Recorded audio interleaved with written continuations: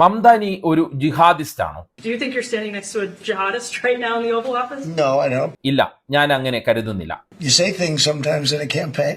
പ്രചാരണത്തിനിടെ നിങ്ങൾ ചിലപ്പോൾ പല കാര്യങ്ങളും പറയും. Are you affirming that you think President Trump is a fascist? ട്രംപിനെ നിങ്ങൾ ഇപ്പോഴും ഫാസിസ്റ്റ് എന്ന് വിളിക്കുന്നുണ്ടോ?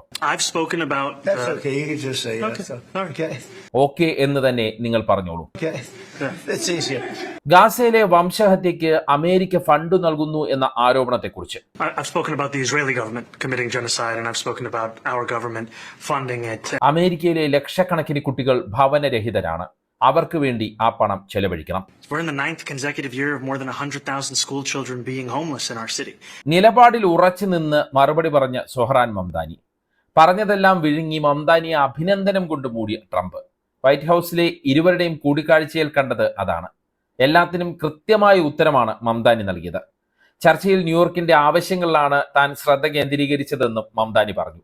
അതേസമയം വളരെ മികച്ചതും ഫലപ്രദവുമായ കൂടിക്കാഴ്ചയാണ് നടന്നത് എന്നാണ് ട്രംപിന്റെ പ്രതികരണം. മംദാനി മികച്ച മേയർ ആയിരിക്കുമെന്നും ട്രംപ് കൂട്ടിച്ചേർത്തു. കമ്മ്യൂണിസ്റ്റ് മേയർ ന്യൂയോർക്കിനെ തകർക്കുമെന്ന് പറഞ്ഞ ട്രംപാണ് മംദാനിയെ കണ്ട ശേഷം നിലപാട് മാറ്റിയിരിക്കുന്നത്.